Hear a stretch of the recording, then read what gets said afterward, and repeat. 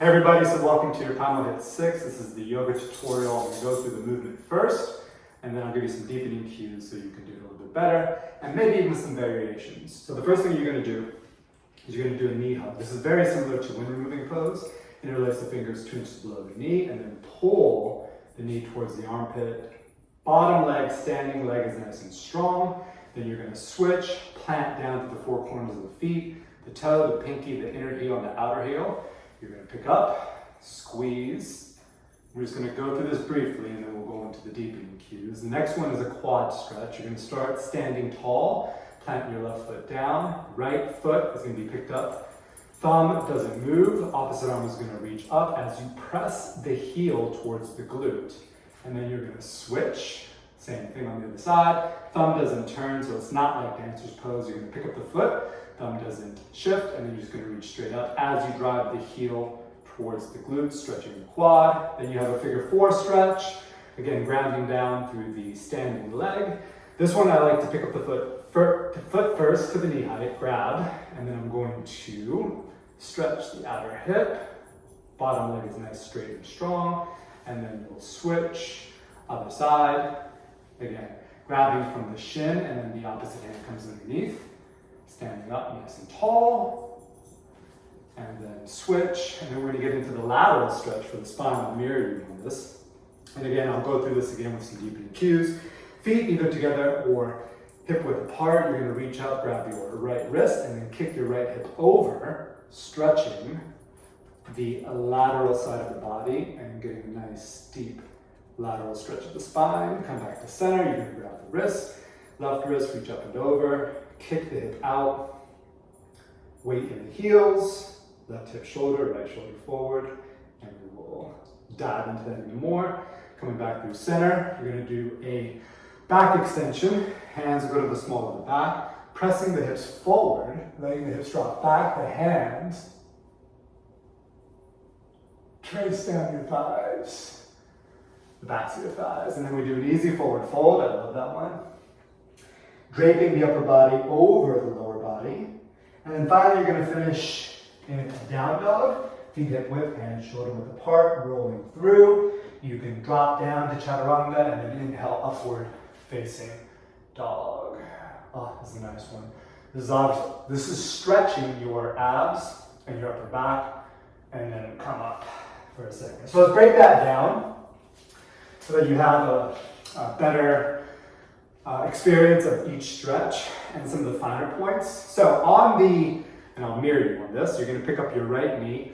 You want to interlace your fingers 2 inches below the knee, and then you're going to draw your knee towards your armpit and less towards your chest. So it's very similar to wind removing pose, except you're standing. So I interlace, my bottom leg is nice and strong, and I'm grounding down to the four corners of the feet, pulling the knee towards the armpit, and you can flex your right foot as you do that.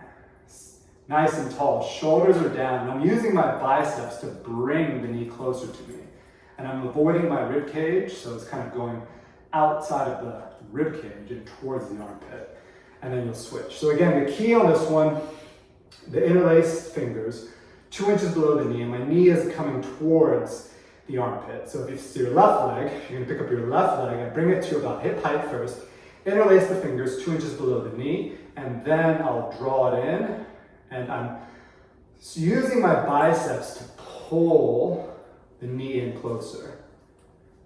Finding the balance through the four corners of your right foot, and then down. For this next one, the quad stretch, there's 2 opposing movements happening, and I will show you what they are. Let's start by mirroring you. So you're gonna start with your right foot. Thumb doesn't shift, nor does it change. One aspect you have to keep in mind, keep your spine nice and tall, especially when you go to pick up the foot. You have to shift your weight to the left leg, chin is level, spine is tall, shoulders relaxed, and then just bend the knee. If you move the upper body, too much, you'll start to lose your balance. So keep your upper body very still. The thumb is facing down. You're going to kick. Now this opposite, your left arm is going to reach up, and you're going to let the shoulder reach up towards the ceiling as you pull your left shoulder down and then pull your heel towards your glute. You do this kind of by bending at the elbow. There'll be a slight internal rotation of your left shoulder, but not too much. But there is this opposing force of this going up, this going down, and this pulling in, and then lift up out of your hips. And then we'll switch. I'm going to turn this way so you can get a better angle. So other foot this time. So again, notice the thumb is not going to change. You're going to pick up the foot first. So when I do this, none of this should move. Find your center, shoulders, hips, knees, ankle, foot. I'm over the center of my foot, and then I pick up from inside. Just like that. The thumb is facing down. This opposite arm, your right arm, is going to reach up. And I'm going to really stretch out and then drop my right shoulder down, your left shoulder, and pull the heel towards the glute and reach, lifting up out of the hips, getting a nice stretch in the quad. The first stretch was for your low back, your hamstrings, a little bit of the decompression of the hip. This is for the quad. Your third stretch, the figure 4 stretch, I will mirror you again on this one. And the way I like to do this is same thing. Upper body has to be nice and still. The opposite foot has to be grounded. So focus on the center of your foot. Pick up the leg, your right leg, knee height first. Then start to rotate, internally rotate the foot so the heel comes towards you. I like to grab outside the shin first and pull. Then I'll take my opposite hand and place it underneath where the top hand was. Then I'll grab from the bottom of the heel. Spine is nice and tall. Shoulders are relaxed. Balance is on point. And then, once you have your center, you can start to pull up. As you pull the leg up, and I'm using the sensation of like lifting my leg up, I'm pressing my knee gently down. Spine is nice and tall. And again, don't forget to lift out of your hips. Shoulders are relaxed. Spine is tall. And then you relax. Leg down, other side. Same thing, ground down. This time I'll find my center. I'll find my chi, the center. 2 inches below the belly. Kind of focus on that area. Lengthen out of the hips. Shoulders should be relaxed. Chin is nice and level. Pick up the leg first. And again, I like to use the top hand and facing down. So I can turn and rotate towards me. In the bottom hand, it will be palm up. And then I'll switch the top hand like so. Bottom leg is nice and strong. This is obviously a nice stretch for the hip. Shoulders relaxed, lengthening of the spine, and whew. Now half moon pose, the lateral spine stretch.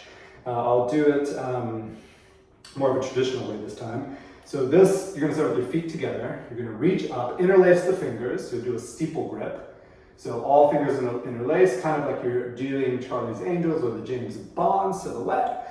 Arms will reach up, lengthen out of the hips, so you feel a stretch up. Shoulders can also go up because you don't want your shoulders jammed down. You're going to kick your right hip out towards the right heel.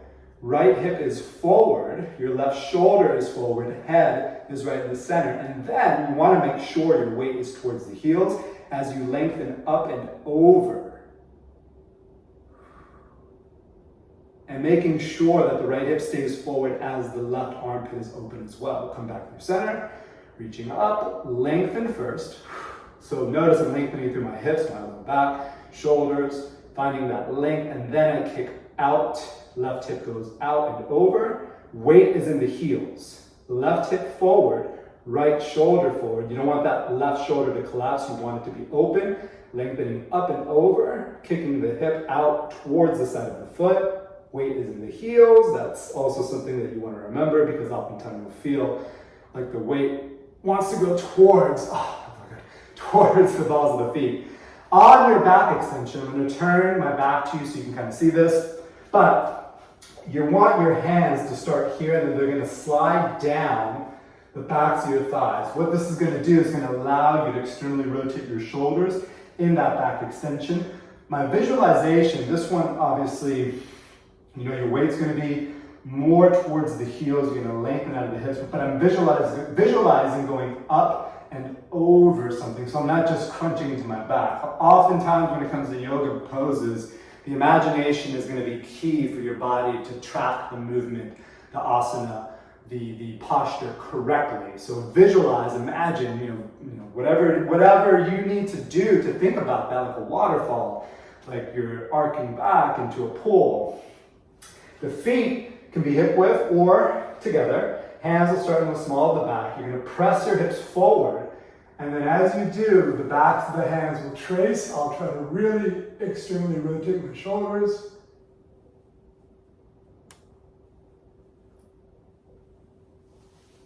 Oh, so good. And then the forward fold. Again, imagination, your how you kind of picture it. I'm draping my upper body over my lower body. So I'll start by dropping my chin, soft bend in the knees. I like having my feet hip width. You can just let the arms hang. You want your upper body to be over your lower body. Weight towards the balls of the feet, soft bend in the knee, no tension in the neck. Let your arms just hang or grab opposite elbow. And I'm trying to get my hips more towards the center of my foot as much as I can, so that you'll feel a deeper stretch in the hamstring. This is also a nice one. Last but not least, down dog, which I actually don't think is in the primal hip, but there is an up dog, so we'll just do it as a transition together. So feet hip width, hand shoulder width, pressing into the thumb and index finger. You want your pelvis as if there's water in your pelvis. You want the water to tilt forward. Feet are slightly, this is subtle, slightly pigeon-toed. I'm rotating my biceps out, sending the hips up and back, upside down, letter V, and then I'm going to roll through into plank position. You can just go right into up dog or chaturanga, or drop the knees, foot to the tops of the feet. Inhale, chest up and forward. Again, picture my imagination. I'm thinking of lengthening my spine from the low back to the upper back forward, rotating the biceps out. So I'm thinking of rotating my right hand clockwise, my left hand counterclockwise, relaxing my glutes. So I'm not tightening up my glutes, I'm lengthening. And then if you have this down, your shoulders are away, you can look up towards the ceiling.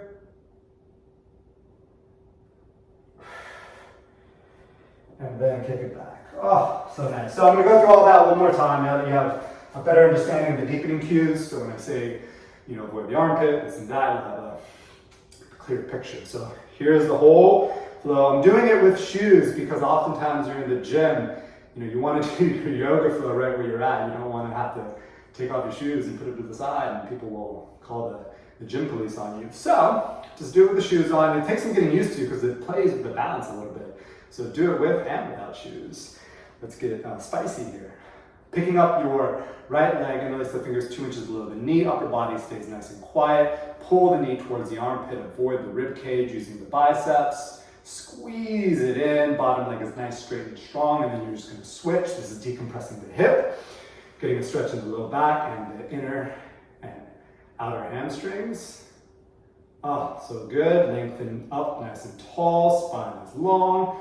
Then you'll drop, thumb doesn't change, pick up your right foot, upper body doesn't move, keep it nice and quiet, opposite arm is going to extend. As you do, you're going to reach, so you have that opposition. And this actually will make the pose a lot easier, because if you try to jam it down, it messes with your balance. Then you'll switch, really pulling the heel, so the left heel towards your glute, and then reaching up. Don't forget about your hips, lengthen, relax the right shoulder down, lengthen the right shoulder up, the left shoulder down, and then back through, pick up your right foot. Again, I like to do the top hand like this to help me rotate it, and the bottom hand will come help, then I'll switch both. Nice and tall, pulling up. And this one can create a lot of tension in the shoulders, so see if you can relax. And then you'll switch, go to the other side, left foot, pick it up first, rotate it, then grab bottom hand, without falling. Bottom hand is palm up. And when you do this with shoes, it does take a moment to get used to. But then once you have it, you can just bust out some flows in your shoes. And then drop it down. Lateral flexion, extension of the spine rather, so you can I'll do another grip, I'll do something like this, palms together, this is very old school. Lengthen up and over, kick your right hip out, right hip forward, left shoulder forward, weight in the heels, palms together. The shoulders are also lengthening up and over, coming back to center. Same thing, kick your left hip out, Weight has to be in the heels. It'll make the stretch a lot more stable. Right shoulder forward, head right between the shoulders, kick the hip out, come back to center. Then hands go to the small of the back and turn profile. So you can see feet can be hip width or shoulder width, looking for that external rotation as you look back. Weight in the heels. An easy forward fold. Articulate, similar to Pilates, all the way down, draping the upper body over the lower body. Weight more towards the balls of the feet, stretching the hamstrings. And obviously the half moon, back extension was with the spine. Coming up. And then you'll finish down dog into up dog. Feet hip width. Roll through, come into plank position. This time, lower down halfway. This is your chaturanga, the elbows towards the ribs. Inhale, upward facing. If you want a little variation on this one, you can look to the right, as if you're looking over your right shoulder, but don't let your shoulders come up towards your earlobes. Look back over, I'm still rotating out. And then sit it back. So that is the deepening cues for your yoga flow and Primal HIIT number 6. Stay tuned for Primal HIIT number 7.